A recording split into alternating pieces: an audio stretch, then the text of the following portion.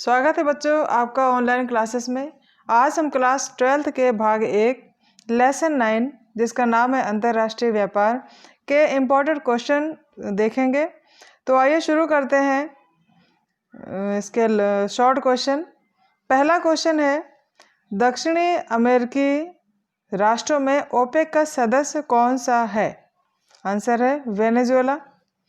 दूसरा क्वेश्चन है, विश्व के किस महाद्वीप में व्यापार का सर्वाधिक प्रवाह होता है? तो कौन सा ऐसा महाद्वीप है जिसमें सर्वाधिक व्यापार का प्रवाह है या व्यापार सर्वाधिक हो? तो आंसर है यूरोप। विश्व व्यापार संगठन का मुख्यालय कहाँ पर है? जिनेवा। और जिनेवा कहाँ है? स्विट्जरलैंड। स्विट्जरलैंड कहाँ है? यूरोप महाद्वीप में। ठीक है।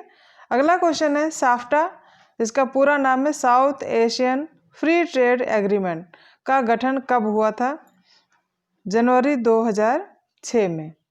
अगला है, आज विश्व में कितने प्रादेशिक व्यापार समूह हैं? 120 प्रादेशिक व्यापार समूह हैं। ये है इसका आंसर। अब आइए देखते हैं वेरी शॉर्ट क्वेश्चन, जिसमें से पहला है, दिसंबर 2005 में कितने देश विश्व व्यापार संगठन के सदस्य थे? यानी जो हमारा WTO बनाया गया था 2005 में कितने सदस्य थे इसमें? तो इसका आंसर है 149। व्यापार का अर्थ स्पष्ट कीजिए। व्यापार का तात्पर्य वस्तुओं और सेवाओं के इच्छानुसार आदान प्रदान से होता है। इसमें दो पक्षों को होना आवश्यक है। एक पक्ष बेचता है और दूसरा खरीदता है। अगला है, आदिम समाज की विनिमय व्यवस्था का स्पष्ट कीजिए। आदिम समाज में व्यापार का आरंभिक स्वरूप विनिमय व्यवस्था कहलाता था। इसमें वस्तुओं का प्रत्यक्ष आदान प्रदान होता था, अर्थात रुपए के स्थान पर वस्तु के बदले वस्तु दी जाती थी। कहने का तात्पर्य यह है कि बच्चों, प्राचीन काल में जो व्यापार की व्यवस्था थी, जो एक्सचेंज करने की व्यवस्था थी, वह वस्तु के बदले वस्तु का ही आदान प्रदान होता था। उसके बाद है, सैलरी शब्द का अर्थ क्या है? सैलरी शब्द लैटिन शब्द सैलरियम से बना है, जिसका अर्थ है नमक के द्वारा भुगतान। क्योंकि उस समय केवल खनिज से नमक बनाया जा सकता था, जो दुर्लभ व खर्चीला था, इसलिए यह भुगतान माध्यम बना। उसके बाद है, रेशम मार्ग क्या है? बहुत इंपॉर्टेंट क्वेश्चन है। रेशम मार्ग किसे कहते हैं? रेशम मार्ग लंबी दूरी के व्यापार का आरंभिक उदाहरण है। अर्थात यह जो व्यापार आरंभ हुआ था उस समय के बहुत ही महत्वपूर्ण और व्यस्ततम व्यापारिक मार्ग था, जो रोम को चीन से जोड़ता था। इस मार्ग के द्वारा व्यापारी चीन में बने रेशम, रोम की ऊन तथा बहुमूल्य धातुओं का परिवहन करते थे। दास व्यापार का क्या अर्थ है? 15वीं शताब्दी में यूरोपीय उपनिवेशवाद शुरू हुआ और इसके साथ ही व्यापार के एक नए स्वरूप का उदय हुआ, जिसे दास व्यापार कहा गया। इसके अंतर्गत पुर्तगालियों, डचों, स्पेनिश लोगों और अंग्रेजों ने अफ्रीकी मूल निवासियों को पकड़कर बलपूर्वक उन्हें बागानों में श्रमिकों को परिवहित किया। इसमें ये बताया गया है कि जो 15वीं शताब्दी में उपनिवेशवाद जब शुरू हुआ तो जो व्यापार था वह किस रूप में हुआ था?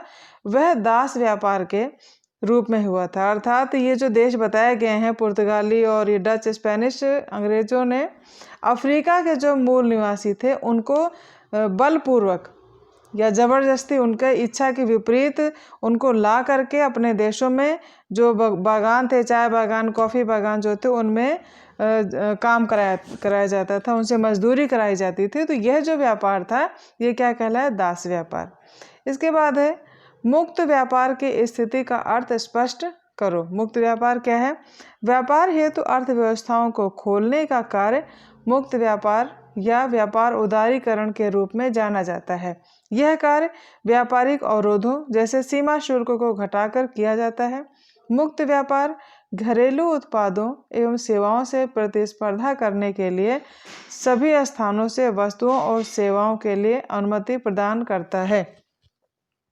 इसके बाद क्वेश्चन है, प्रादेशिक व्यापार समूह का आशय स्पष्ट करो। प्रादेशिक व्यापार, एक तो विश्व व्यापार संगठन बना था, जो पूरे विश्व के व्यापार और उसके विवादों का निपटारा करता था, और एक था प्रादेशिक व्यापार समूह। क्या है, तो आइए देखते हैं। प्रादेशिक व्यापार समूह व्यापारिक मदों में भौगोलिक सामीप्यता, समरूपता तथा पूरकता के साथ देशों के मध्य व्यापार को बढ़ाने के उद्देश्य से प्रादेशिक व्यापार समूह अस्तित्व में आए। ये कुछ चुने हुए देशों के समूह हैं जो सदस्य राष्ट्रों में व्यापार के शुल्क को हटा देते हैं और मुक्त व्यापार को बढ़ावा देते हैं। यानी जो व्यापार का शुल्क होता था उसको हटा देते हैं और उसके बाद जो व्यापार है वो मुक्त व्यापार कहलाता है। उसके बाद नेक्स्ट क्वेश्चन है, विनिमय व्यवस्था की दो कठिनाइयाँ। ये 2013 में देखिए बोर्ड एग्जामिनेशन में आया हुआ है, तो आप इसे बहुत अच्छे तरीके से देखें। विनिमय जो व्यवस्था थी हमारी प्राचीन काल की, इसकी दो कठिनाइयाँ कौन कौन सी? तो पहली है, सही खरीदार पाना कठिन है, क्योंकि जरूरी नहीं कि जो जरूरत चीज़ बेचनी है दूसरा व्यक्ति उसे खरीद सके। दूसरा है, सही विक्रेता पाना कठिन है, क्योंकि जिस वस्तु की हमें ज़रूरत है उसे कौन बेचना चाहता है ये जानना भी कठिन है। कहने का तात्पर्य है कि आपकी एनसीईआरटी की बुक में बच्चों, मैंने इसके पहले जो वीडियो बनाया था इस लेसन को, उसमें बताया था, मान लीजिए एक कुम्हार है और कुम्हार वो बर्तन बनाता है। उस बर्तन वाले को नलसाज की आवश्यकता है, तो वो क्या करेगा? किसी ऐसे नलसाज को ढूंढेगा जिसको उसके बनाए हुए बर्तनों की आवश्यकता है और उस नलसाज को भी इसके बर्तनों की आवश्यकता है। तो एक दूसरे को खरीदने बेचने वाले जब तक ये सदस्य नहीं मिलेंगे तब तक विनिमय नहीं होगा। तो ये दो मुख्य कठिनाइयाँ इसमें दिखाई गई हैं। उसके बाद है, उचित मूल्य का निर्धारण कठिन है, क्योंकि प्रत्येक वस्तु का मूल्य अलग अलग है और विनिमय के दौरान वस्तुओं का मूल्य लगाना बहुत मुश्किल है। अगला है, विश्व व्यापार संगठन का गठन कब हुआ और इसका पुराना नाम क्या था? तो विश्व व्यापार संगठन का गठन 1995 में हुआ। इसका पुराना नाम गेट, जिसका पूरा नाम है general agreement on tariff and trade. उसके बाद अगला क्वेश्चन है, सार्क तथा ओपेक का मुख्यालय कहाँ है? यह भी, इसका मुख्यालय देखिए बताते हैं। सार्क का मुख्यालय है काठमांडू, नेपाल की राजधानी, और ये वियना, ऑस्ट्रिया। उसके बाद अगला क्वेश्चन है, आयात और निर्यात में अंतर स्पष्ट कीजिए। इनका व्यापार संतुलन से क्या संबंध है? ये दोनों ही व्यापार के बहुत ही महत्वपूर्ण पक्ष हैं। तो समझते हैं दोनों को, आयात क्या है, निर्यात क्या है और व्यापार संतुलन में संबंध क्या है इसका। आयात वस्तुओं को क्रय करने की क्रिया को आयात कहते हैं। यानी वस्तुओं को जब बाहर से मंगाते हैं, आती हमारे पास वस्तु है, एक साधारण सी भाषा में हमें याद करने की टिप्स है आना। जब कोई देश हमारे देश में आती है तो उसे हम क्या कहते हैं? आयात। और आयात व्यापार का अभिन्न अंग है।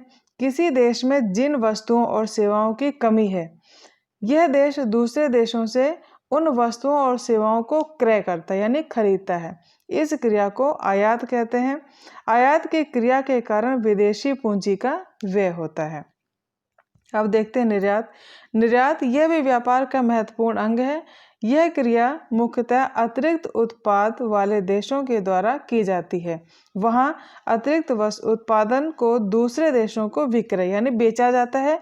इस क्रिया के द्वारा विदेशी मुद्रा अर्जित होती है। निर्यात माने निकालना, बिल्कुल थोड़ा सा याद करने का एक टिप्स है।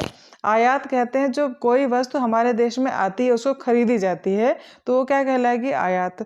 और निर्यात का तात्पर्य क्या है? जब हमारे पास वस्तुएं हैं और अतिरिक्त हमारे पास, तो किसी दूसरे देश को उसकी आवश्यकता है और उसको अपने देश से बाहर निकालते हैं यानी बेचते हैं, तो वो क्या कहलाएगी? निर्यात। आयात में अ से आना और निर्यात में नि से निकालना। ये आपको मैंने बहुत सिंपल सी भाषा में याद करने के लिए, जो आपको याद रहे, कंफ्यूज ना हो, इसलिए बता दिया।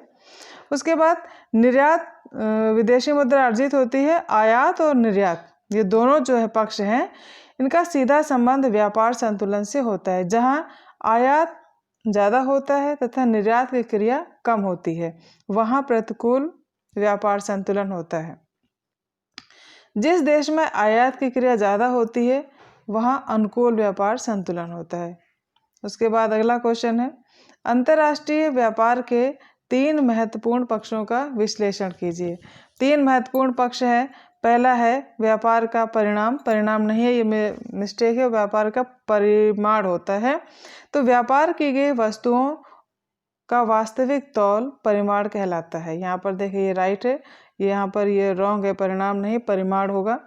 सभी प्रकार की व्यापारिक सेवाओं को तौला नहीं जा सकता, इसलिए व्यापार की गई वस्तुओं और सेवाओं के कुल मूल्य को व्यापार का परिमाण के रूप में देखा जाता है। उसके बाद है व्यापार संयोजन। ये सभी जो बताया जा रहा है आपको, ये है अंतर्राष्ट्रीय व्यापार के पक्ष। तो पहला क्या था, व्यापार का परिमाण, क्योंकि जो वस्तुएं हैं उनको हम तौल में तो नहीं माप सकते हैं। उन वस्तुओं को बेचने के बाद जो वस्तुओं और सेवाओं के मूल्य का जो परिमाण होता है, जो पूरा मूल्य होता है, वही उसका परिमाण कहा जाता है। तो दूसरा है व्यापार संयोजन। व्यापार संयोजन से अभिप्राय देशों द्वारा आयातित व निर्यातित वस्तुओं सेवाओं ने इसका स्थान ले लिया है। आजकल सेवा सेक्टर में भारी आदान प्रदान हो रहा है। सेवा सेक्टर यानी जो तृतीय सेवाएं हैं, तृतीय क्रियाकलाप है, इनका अधिक महत्ता बढ़ती जा रही है। अभी तो जबकि प्राथमिक क्रियाकलाप है, प्राइमरी सेक्टर है, उनका महत्व घटता जा रहा है। अगला है व्यापार संयोजन। व्यापार संयोजन से अभिप्राय देशों द्वारा आयातित व निर्यातित वस्तुओं व सेवाओं ने इनका स्थान ले लिया है। तो शायद ये तो हो गया है, सॉरी।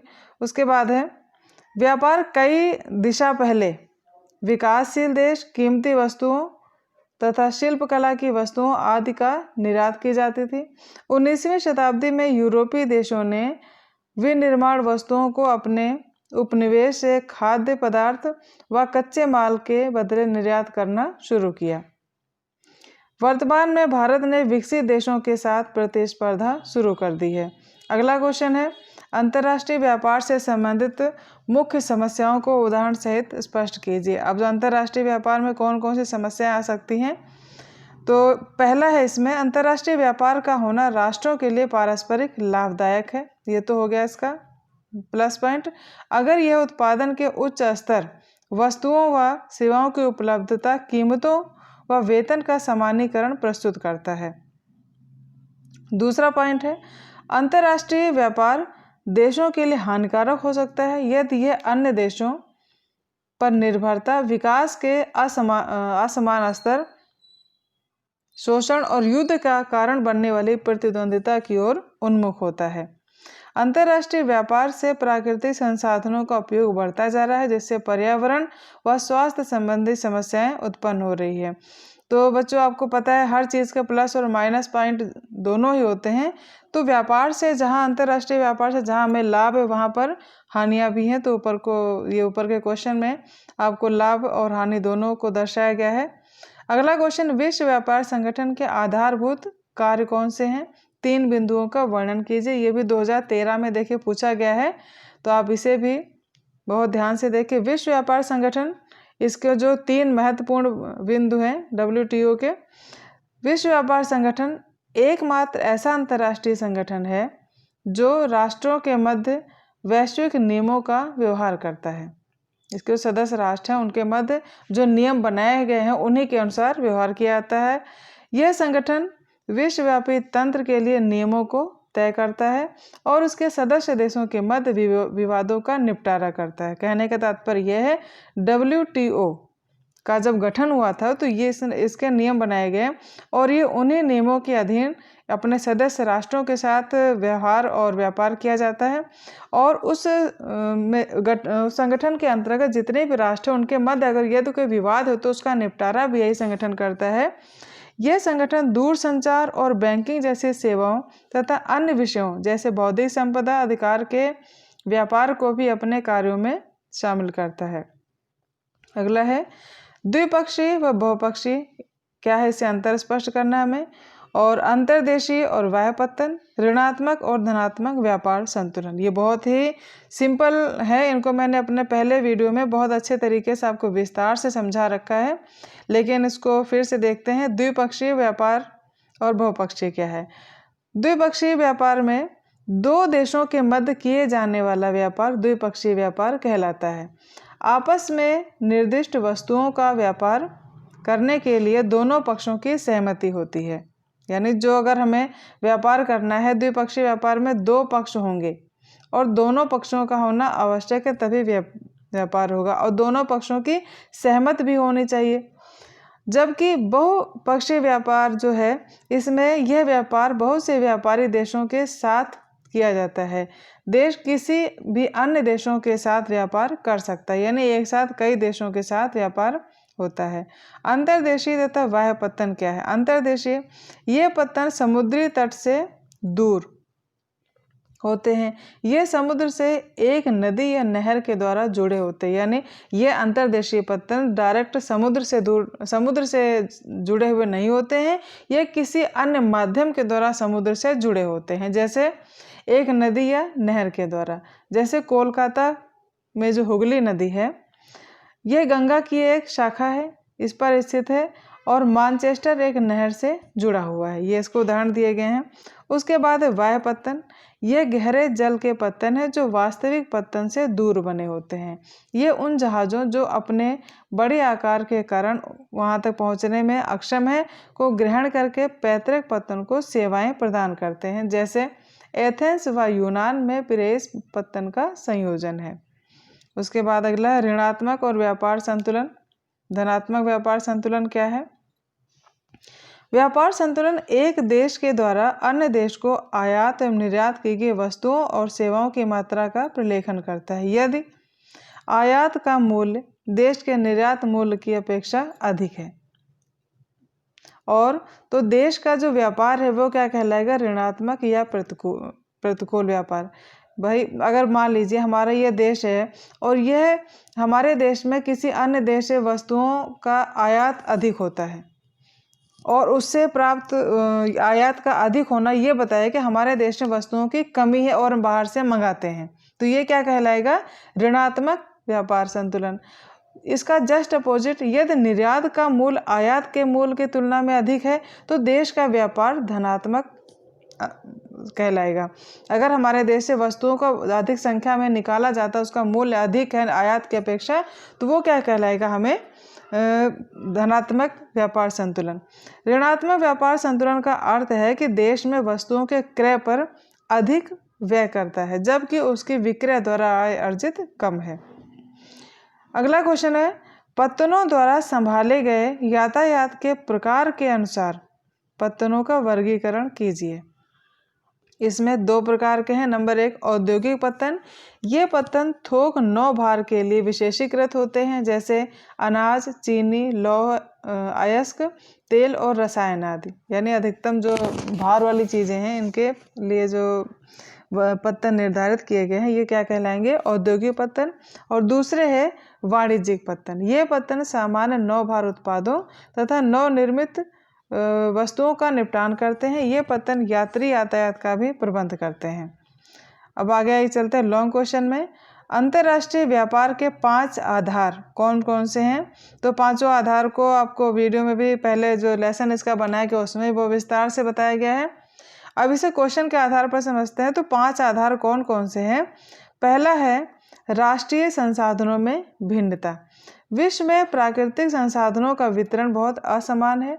भूगर्भिक संरचना, जलवायु, वनस्पति, मिट्टी आदि में विभिन्नता पाई जाने के कारण विभिन्न देशों में भिन्न प्रकार के प्राकृतिक संसाधन पाए जाते हैं। जाहिर सी बात है बच्चों कि प्रत्येक देश की भूगर्भिक संरचना यानी उसका भूगर्भिक संरचना, पर्वत, पठार, मैदान और ये सब जितने भी संरचना है वो सबकी भिन्न भिन्न है। जलवायु भी सबकी अलग है, वनस्पतियाँ भी अलग है, मिट्टी भी अलग है। तो हर प्रकार से जो विभिन्नता है और हर प्रकार की विभिन्नता के कारण प्राकृतिक संसाधन भी विभिन्न प्रकार के पाए जाएंगे। कुछ देशों में कुछ संसाधन उनकी आवश्यकता से अधिक है, जैसे अरब देशों में पेट्रोलियम का विशाल भंडार है, हमारे यहाँ कम है भारत में। जबकि अरब में उनका विशाल भंडार है, तो वे पेट्रोलियम में अभाव वाले देशों को उसका निर्यात कर देते हैं। इस प्रकार प्राकृतिक संसाधनों में असमानता अंतर्राष्ट्रीय व्यापार का आधार बनती है। आशा है कि आपको समझ में आ गया होगा। कहने का तात्पर्य यह है कि प्राकृतिक संसाधन प्रत्येक देश में एक समान नहीं है। जिन देशों में अधिक है तो वो उसका निर्यात करते हैं जहां उनको आवश्यकता है, और हम उन वस्तुओं को अपने देशों में मंगाते हैं जहां जो वस्तुएं हमारे देश में कम है। तो ये जो संसाधनों की भिन्नता है ये व्यापार का आधार बनती है। दूसरा पॉइंट है जनसंख्या कारक। विभिन्न देशों में जनसंख्या के आकार, वितरण तथा उसकी विविधता व्यापार की वस्तुओं के प्रकार और मात्रा को प्रभावित करती है। जनसंख्या का आकार एवं जनसंख्या का जीवन स्तर उत्पादित मांग को निर्धारित करता है। बच्चों, विभिन्न देशों की भौगोलिक विभिन्नता, जलवायु, संसाधन के कारण जनसंख्या भी विभिन्न प्रकार की होगी। तो यदि किसी देश में जनसंख्या अधिक है तो वहाँ पर मांग भी अधिक होगी वस्तुओं की, और उनका अगर लाइफ स्टैंडर्ड भी अच्छा है तो मांग जो होगी वो भी अच्छी होगी। तो इससे अंतर्राष्ट्रीय व्यापार अधिक होगा और अच्छा होगा। जबकि जिन देशों में विरल जनसंख्या है या कम जनसंख्या है या मध्यम है और उनका लाइफ स्टैंडर्ड भी थोड़ा सा लो है तो उनका मांग भी प्रभावित होगी, और मांग प्रभावित होगी तो व्यापार भी प्रभावित होगा। तो ये जनसंख्या का पॉइंट था।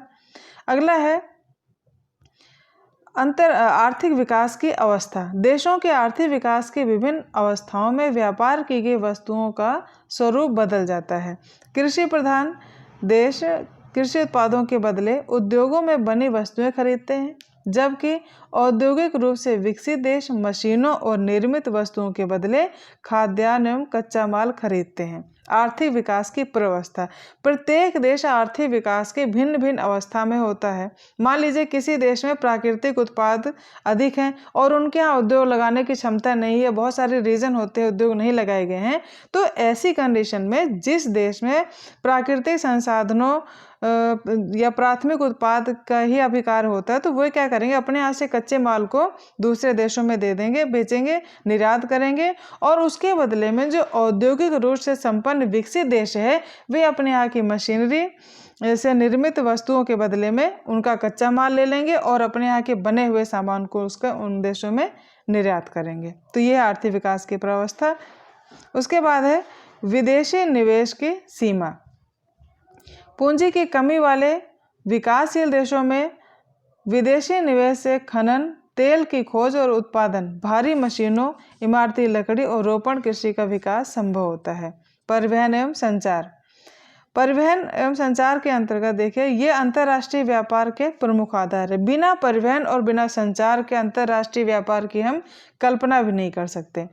तो अतिरिक्त उत्पादन वाले देशों से अभाव वाले देशों में वस्तुओं का निर्यात करने के लिए परिवहन एवं संचार के साधनों की उत्तम साधनों की आवश्यकता होती है। तो अगला क्वेश्चन है, स्पष्ट कीजिए कि पत्तनों को अंतर्राष्ट्रीय व्यापार के प्रवेश द्वार क्यों कहा जाता है। पत्तन जो होते हैं यह अंतर्राष्ट्रीय व्यापार के प्रवेश के द्वार होते हैं। तो ये क्यों कहा जाता है इसको हम विस्तृत जानते हैं। देखिए, पतन अंग्रेजी शब्द पोर्ट का हिंदी रूपांतरण है। अंग्रेजी का शब्द पोर्ट लैटिन भाषा के पोर्टा से लिया गया है जिसका अर्थ है द्वार। इस प्रकार पत्तन समुद्र तथा स्थल को आपस में जोड़ने वाली एक महत्वपूर्ण कड़ी है। मान लीजिए ये समुद्र है और ये स्थल है और यहाँ पर पत्तन है, तो पत्तन क्या करेगा, स्थल और समुद्र के बीच को जोड़ने की ये क्या बन जाएगी, कड़ी बन जाएगी, अर्थात समुद्र से स्थल तथा स्थल से समुद्र तक जाने का द्वार। वास्तव में पत्तन का मुख्य उद्देश्य ही देश के विदेशी व्यापार के लिए सुविधाएं उपलब्ध कराना है। पत्तन वह तटीय स्थल है जहां से जहाज अपनी यात्रा आरंभ करते हैं या आकर समाप्त करते हैं। ये सागरीय व्यापार के द्वार हैं जहां से जहाज अपनी यात्रा आरंभ करते हैं और आकर समाप्त करते हैं। यहाँ जहाज़ों के ठहरने का उचित प्रबंध होता है, जहाज़ों से सामान उतारने उन पर लादने की भी उचित व्यवस्था होती है। ये देश के आंतरिक भागों से रेलों तथा सड़कों से जुड़ा हुआ होता है। इस प्रकार एक पत्तन व्यापार के लिए स्थल से समुद्र तक तथा समुद्र से स्थल तक द्वार का काम करते हैं। अतः पत्तनों को अंतर्राष्ट्रीय व्यापार के द्वार कहा जाता है। बहुत ही सरल भाषा में था, उम्मीद है आपको समझ में आ गया होगा सारा ये। और अगर नहीं भी आएगा तो आप मुझे वीडियो कमेंट बॉक्स में लिखिएगा, मैं आपको समझाने का कोशिश करूँगी किसी अन्य विधि से। अगला क्वेश्चन है, विशिष्टीकृत कार्यकलापों के आधार पर पत्तनों के प्रकार। विशिष्टीकृत जो कार्य हैं, कौन कौन से विशिष्टीकृत कार्य और उनके आधार पर पत्तन है। पहला, तेल पत्तन। ये पत्तन तेल के प्रक्रमण और नौ परिवहन का कार्य करते हैं। इनमें से कुछ टैंकर पत्तन है और कुछ तेल शोधन पत्तन है। जैसे पर्शिया की खाड़ी पर आबा पत्तन एक तेल शोधन पत्तन है। दूसरा है मार्ग पत्तन या विश्राम पत्तन। ये ऐसे पत्तन हैं जो मूल रूप से समुद्री मार्गों पर विश्राम केंद्र के रूप में विकसित किए गए हैं, जहां पर जहाज ईंधन भरने, जल भरने, खाद्य सामग्री के लिए लंगर डाला करते थे। बाद में वे वाणिज्यिक पत्तनों में विकसित हुए, जैसे सिंगापुर, होनोलुलु व अदन। उसके बाद है पैकेट स्टेशन। इन्हें क्या कहते हैं, फेरी पत्तन के नाम से भी जाना जाता है। ये पैकेट स्टेशन विशेष रूप से छोटी दूरियों को तय करते हुए जलीय क्षेत्रों के आर पार डाक तथा यात्रियों के परिवहन से जुड़े होते हैं, जैसे इंग्लिश चैनल के आर पार इंग्लैंड में डोबर और फ्रांस में कैलाइस।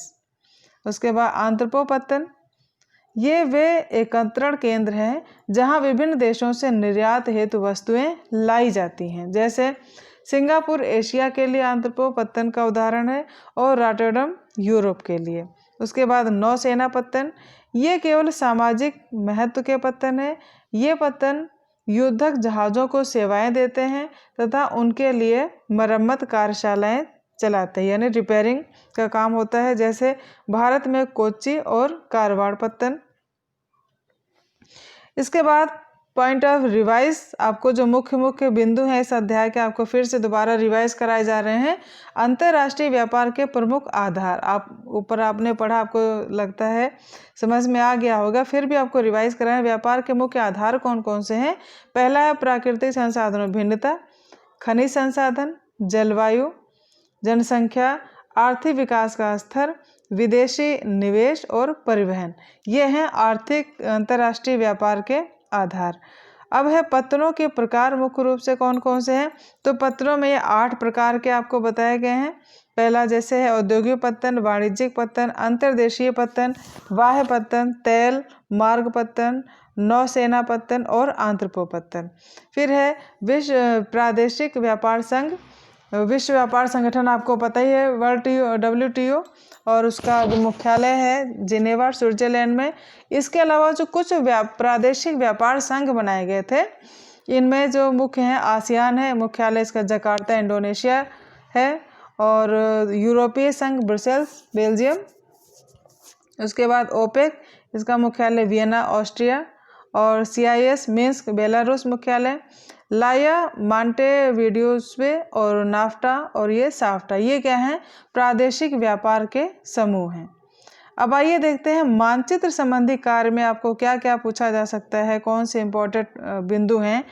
तो आपको विश्व का मानचित्र के ये जो क्वेश्चन है, इसमें ये प्रमुख जो पत्तन हैं उनको लोकेशन दिखानी होगी, जैसे न्यूयॉर्क